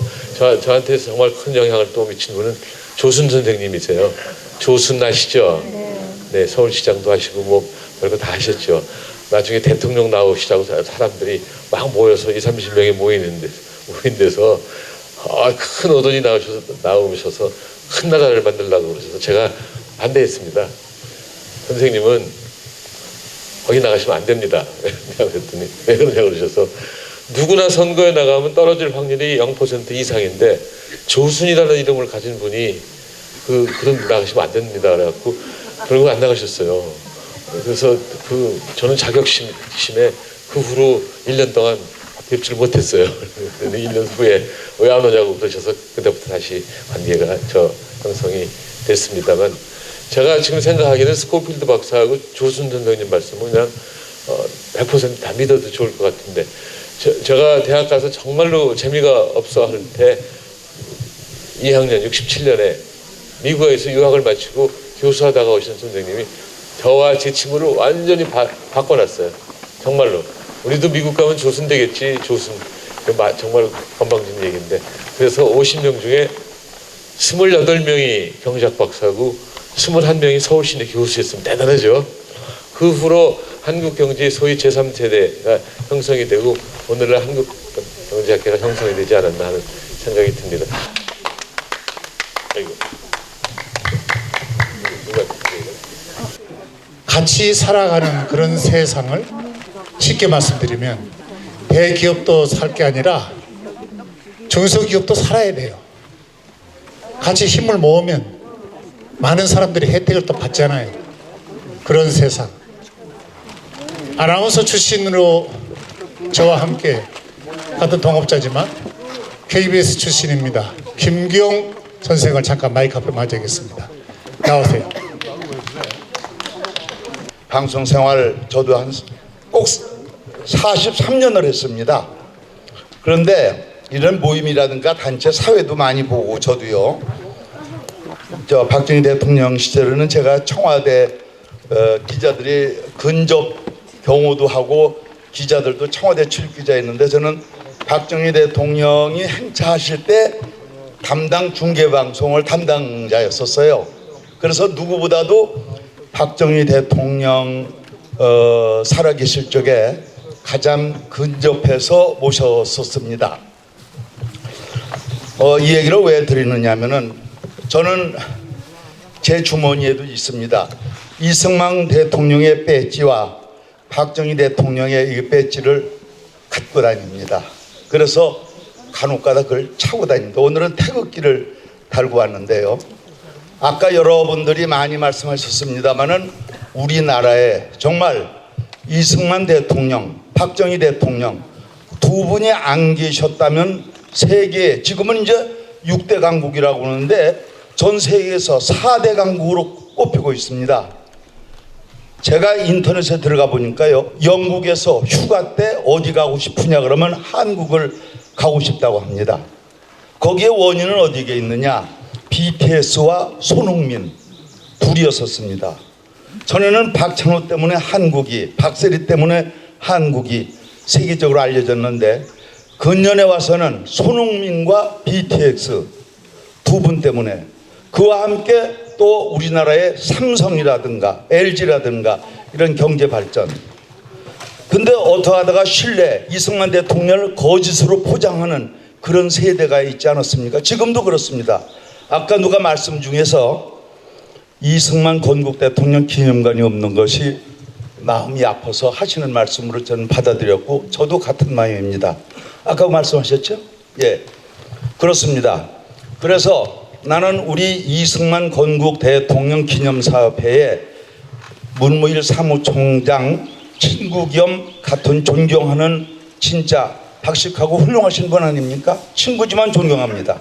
그러나 제가 하고 싶은 얘기는 하기 때문에 제가 아까 뭐 가십거리를 저한테 한 말씀 하셨는데, 우리나라에 이승만 건국 대통령 기념관이 없다는 것은 슬픈 일입니다.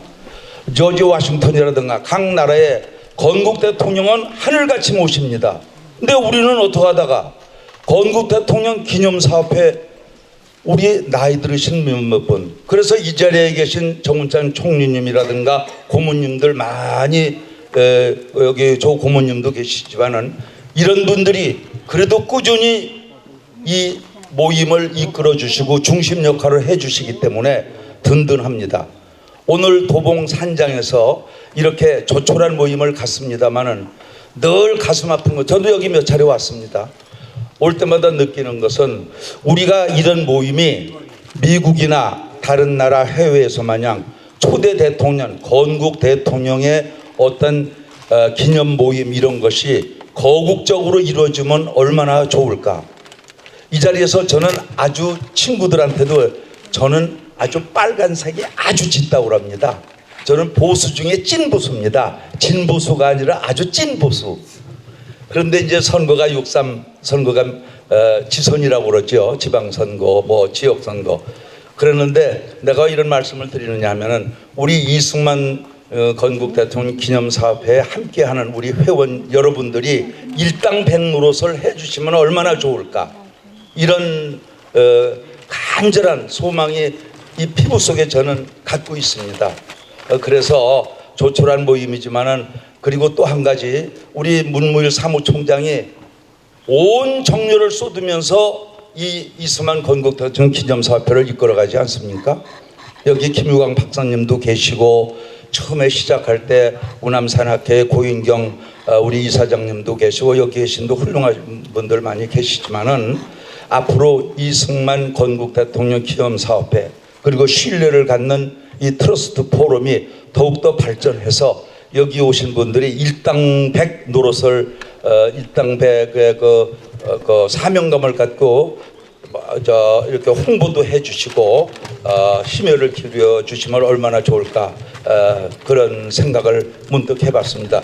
앉아 있는데 이 문 총장님은 특징이 예고 없이 누구 불러내서 마이크 주는 거예요.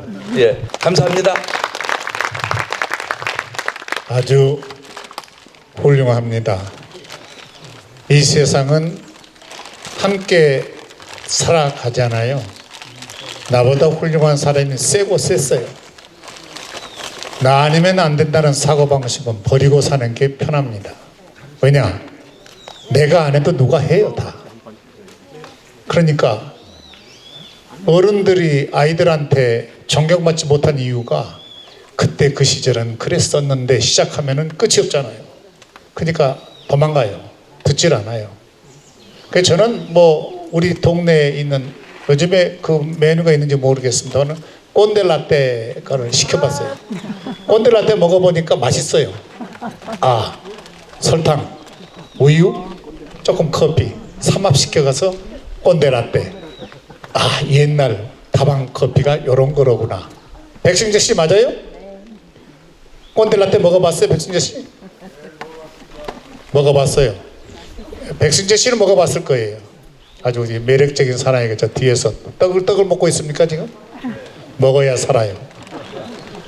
그러니까 사람들은 요즘 그 법 왜곡죄라는 게 생겼더라고요. 법 왜곡죄.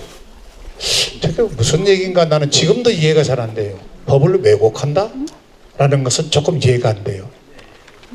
우리나라가 인치문화인가 법치문화인가? 여러분 어떻게 생각하세요?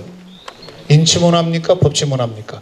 우리는 오랜 세월 동안의 인치문화 속에 살아온 사람들입니다. 인치문화, 왕의 나라, 백성의 나라가 아니고 왕의 나라. 인치문화, 왕을 애워싼 사람들과의 투쟁. 거기에 누가 허리가 휘어지냐? 백성들이 힘들었어요. 그런 왕의 나라를 국민에게 돌려준, 백성에게 돌려준 인물이 우남 이승만 박사입니다. 처음 있는 일이잖아요. 처음으로 선거를 했잖아요. 1948년 5월 10일에 했잖아요. 국회의원 초대 선거를 이분 주도하에 한 거 아닙니까? 그런데 안 된다라고 나선 사람들이 누구였나요? 북쪽이에요. 남로당 지시를 받아서 제주도에서 일어났잖아요. 선거하지 마라. 5월 10일 선거 노굿. 그게 제주 4.3 사태예요. 제주 4.3 사태가 일어나니까 누가 피해를 봅니까? 서민들이 피해를 봐요. 많은 사람들이 죽었습니다. 아직도 그 상처는 제주 시민들이, 제주도민들이 쓸어 안고 있는 겁니다. 어렵게 시작한 나라예요. 왕의 나라를 백성들에게 돌려준 인물이 이승만 박사입니다. 평생 동안 생각해 보세요. 73살에 우리나라에 돌아왔어요. 33년 만에 우리나라에 돌아와서 대통령이 3년 동안에 투쟁을 했어요. 그때 사회주의, 공산주의 싸워서 3년 동안에 떼기를 치다시피 해가지고 자유민주주의 대한민국을 빨갛게 물들이지 않고 자유민주주의로 건국을 했지 않습니까? 그게 팩트잖아요. 그러니까 북한, 중국, 소련 전부 다 뻘겋잖아요. 남쪽만 잘라서 신생 대한민국을 건국했던 인물이 이승만 박사가 법치주의, 민주주의 사건이 터지니까 국민이 원한다면 미련 없이 정권을 내놓고 이화장으로 돌아갔습니다. 저는 이인수 박사님, 아드님 이인수 박사님과 10여 년 이상을 그분과 호흡을 같이 했어요. 여기 조혜자 여사님이 계십니다만 아까 실내 얘기가 나왔습니다만 이 박사는 평상시에 몸이 좀 불편해도 저만 들어가면 벌떡 일어나세요. 맞죠? 조 여사님? 무조건 문의사 얘기를 좀 들어야 된다. 그러니까 특별한 설명이 필요 없어요. 100% 믿어버리는 거예요. 그분도 나를 믿고 나도 그분을 믿고 그분이 떠나가셨지만 참 안타깝습니다.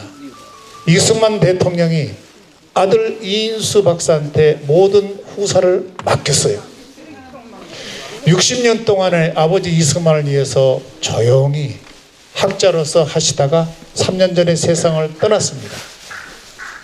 이화장은 아직 건강합니다. 며느리가 살아있고 두 손자가 이화장을 지키고 있습니다. 그러나 아직까지 아버지가 가셨는데 아버지 못지않게 지금 한참 공부하고 있는 중이에요. 행여나 이화장에 좀 이렇게 마음에 흡족하지 않더라도 여러분들이 따뜻하게 지켜주고 보듬어주는 그런 인정이 필요하지 않을까 싶은 생각이 듭니다. 우리 한국 사람들이 정 빼면 남는 게 뭐가 있나요? 정 때문에 좋아도 하고 싫어도 해보고 미련도 갖고 싸워도 보고요. 정 빼면 남는 게 없는 국민이 우리 국민입니다. 얼마나 따뜻합니까? 따뜻한 국민들입니다. 위대한 그런 두뇌를 갖고 있는 대한민국. 여기 뇌 박사가 한 사람 와 있습니다. 우리 뇌 박사가 한 분 와 계시는데 우리 조병옥 고문을 옆에 섬기면서 같이 오셨는데 우리 뇌 박사 잠깐 나와주실까요? 네, 저는 자문위원으로 섬기고 있습니다. 저는 그 민족주의적인 사상이 어렸을 때부터 있어가지고 초등학교, 중학교 때도 우리나라도 세계를 한번 지배할 수 있을 것이다. 그 생각의 뿌리는 지금도 여전히 가지고 있습니다. 그러다 보니까 외교 관계에 관심이 좀 많았고 하다 보니까 직업이 한 5개 정도가 되었어요. 제가 어렸을 때 저도 우리 정운창님처럼 중학교를 갈 수 없는 형편이었고 고등학교를 갈 수 없는 형편이었고 어렵게 이렇게 지나면서 많은 공감을 이제 하게 되었습니다. 그래서 많이 굶어가지고 저는 금식을 참 잘합니다. 그래서 40일 산기도도 하고 또 40일 금식기도도 하고 또 물은 먹고요 해봤습니다. 그러면서 우리나라가 어떤 데 기도할 때는 박정희 대통령이 유신 발표를 한다고 뭐 중요한 발표하는 것을 꿈에 그것도 보이더라고요. 그런 것도 있는데 오늘 그거는 좀 접어놓고 이제 뇌박사로 소개를 했기 때문에 동기는 그렇습니다. 첫 딸 아이를 낳았는데 뇌성마비였어요. 3일이 돼서 뇌성마비 진단을 받았는데 뇌성마비 판정과 동시에 의사들이 노코멘트. 뇌성마비는 병원에서 할 게 아무것도 없습니다. 그래서 그 이후부터 이거 어떻게 해야 되는가. 저희 아버지가 제가 막내인데 5남매를 키우기 위해서 어머니가 제 3살 때 돌아가셨기 때문에 재혼을 하게 되면은 자녀들이 흩어진다라는 그런 인식이 있어가지고 38년 동안을 돌아가실 때까지 재혼하지 않고 제 자녀들을 위해서 희생을 했어요. 그래서 아버지는 나를 위해서 그렇게 희생을 했는데 나는 이 아이를 위해서 뭘 할 것인가 라고 생각하다가 그때부터 지금까지 뇌 연구를 했습니다. 한 40년 한 거죠. 그래서 저에게 가장 많이 뇌를 가르쳐 주신 분이 지금도 고려대학교 뇌과학융합센터에 계시는 조장희 박사님, 세계적인 분이죠. 그분한테 10년을 제가 개인적으로 배웠습니다. 예. 그 다음에 서울대의 강봉균 교수님 잘 아시잖아요. 우리나라 신경과학계의 1인자죠. 지금은 기초과학연구단 단장을 하고 계시고 그러고 계시는데 그 외에 제가 이제 카이스트의 과정에서 갔는데 저는 사람 뇌만 한 8,000명 상담을 했어요. 실제로 뇌해부 사람을 한 3사람을 해봤어요. 그래서 저는 이렇게 보면은 우리 고인경 선생님 걸음이 좀 안 좋으시고 어떤 분 안 좋으시고 그러면은 저것이 뇌에 어디에서 연결이 됐는지를 거의 압니다. 제 뇌 해부도가 우리를 볼 때는 해부도만 보는데 그것만 봐서는 안 돼요. 뇌과학이 2016년도에 집대성이 됐습니다. 그러다 보니까 지금 병원에 있는 닥터분들은 뇌회로가 나오는 것은 SLF라든지 이런 거는 잘 모르더라고요. 그래서 저는 조장희 박사님이 2016년부터 회로 연구를 해가지고 국제적으로 발표했고 아직 뇌해부도에 있어서는 조장희 박사님이 미국의 스프링그사라 그러면 과학의 최고죠. 그 이상의 책이 없습니다. 근데 국내에서는 이상하게 뇌과학에 대한 관심이 아직 거의 없습니다. 학부에 있는 학교가 현재 제가 없는 걸로 알고 있거든요. 서울대학교도 대학원에 있고 그런데 그래서 저는 참 그 교수님 복이 있어가지고 기도를 많이 해서 그런지 강봉균 교수님 지도 교수로 제가 논문을 썼어요. 그리고 카이스트에 가서 또 다 뇌과학에 관련된 교수들한테는 다 이렇게 강의를 들었는데 그렇지만 한 가지 그분들이 저한테 경의를 표하는 거는 자기들은 쥐나 동물 뇌만 연구했다는 거예요. 사람 뇌는 잘 모른다 그래요. 그때부터 제가 약간 어깨가 올라가더라고요. 사람 뇌는 내가 자신 있다. 예. 그래서 지금 다음 달에 이제 실용적 뇌과학 그래가지고 뇌해부도에서부터 이제까지 없는 뇌회로가 전부가 들어가고 전부 설명, 뇌의 회로까지 설명이 들어간 책은 현재 우리나라에 한 권도 없습니다. 예. 그걸 제가 거의 지금 완성된 게 있고 곧 출간이 될 겁니다. 아직도 미국에서 별로 없어요. 그런 책도 없고 원래 이제 최근에 2010년 이후에는 옥스퍼드 카타니 교수, 그 다음에 이제 미국의 노벨상을 받는 에릭 칸델 기억을 연구를 했죠. 그 다음에 그 수제자인 강봉균 교수, 그분이 제 지도 교수를 했고, 그 다음에 서울대에서 나와가지고 이제 저는 자폐증 아이들 연구를 많이 했어요. 그걸 연구를 한 허준열 교수가 MIT에서 했다가 스카우트 돼가지고 하버드, 그 연구팀 5명이 다 하버드로 갔습니다. 그런 분들과 같이 강의를 하면서 제가 사람 뇌를 연구한 데 대해서 대화를 하면은 제가 자신이 생기더라고요. 그분들은 우린 동물뇌만 연구, 왜냐하니까 이 연구 실험이 언제부턴가 사람은 실험의 대상을 하면 안 된다 이래가지고 그런 게 있더라고요. 근데 저는 이제 한양대학교 신생아실에 있는 박형근 교수 그쪽에 이제 제가 자문을 하면서 저는 이쪽 전공을 안 했지만은 워낙에 많은 경험을 하다 보니까 그러면서 신생아 미숙아실에 있는 아이들을 제가 수시로 가서 보고 SCI 논문도 같이 하고 했거든요. 그건 이제 배경인데 제가 이제 대외적인 그 무슨 그 간판은 별로 없어요. 예. 그렇지만은 꾸준히 뇌를 강의하고 뇌를 연구했기 때문에 뇌에 대해서는 어떤 분보다도 미국을 가서 하버드 유성식 교수라든가 또 MIT 로버트 데스몬드 교수라든가 같이 강연들을 했는데 사람 뇌를 잘 모르더라고요. 자기가 했는 기억이면 기억 하나, 자기가 했는 어떤 회로 하나 그거만 했더라고요. 그래서 이제 우리 조병옥 우리 상임 고모님은 같은 노선이 있다 보니까 제 차를 계속 타다 보니까 자주 질문을 해요. 그러면 제가 요즘 연구하는 걸 자꾸 얘기를 하면은 그게 돼갖고 언제 기회가 있으면 좀 얘기를 해라 하는데 저는 이제 책이 나온 다음에 하면 좋겠다 그러고 있는데 오늘 또 기회를 주셨는데 특히 이제 그 연세가 드신 60, 70, 80대의 노령화 과정에서의 뇌 제가 연구한 것이 도움될 요소가 참 많습니다. 그래서 앞으로 제가 책이 출판되면은 한번 강의할 기회를 주시면은 제가 한번 강의를 하도록 하겠습니다. 감사합니다. 자기 이름도 얘기를 안 해요. 이름을 발표를 안 했어요. 김자, 일자, 권 기억해 두셨다가 뇌에 대한 것을 우리가 깊게 이용할 필요가 있고 책이 나오면 여러분들이 이제 보시게 될 겁니다. 오늘 저하고 함께 저하고 함께 같이 진행을 하고 있는 우리 그 자문위원 젊은이로서 지금 어디가 있죠? 선거 때문에 캠페인 때문에 아마 고양 시의원 출마를 했기 때문에 30대거든요. 당선이 될까 했는데 가능성이 있대요. 6명 나왔는데 3명이 된대요. 그래서 잘 됐으면 좋겠습니다. 인하대학교 하면은 여러분들이 한국의 MIT를 꿈꿨던 분이 이승만 대통령입니다.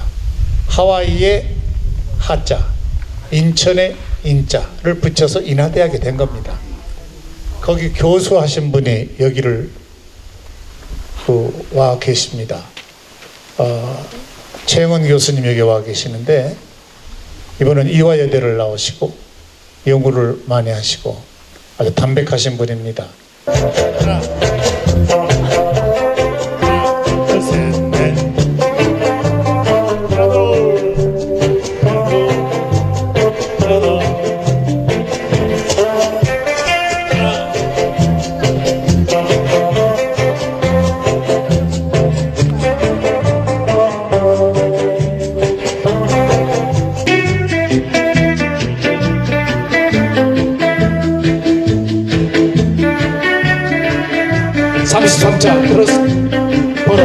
여기에서 마무리 드리겠습니다. 대단히 고맙습니다.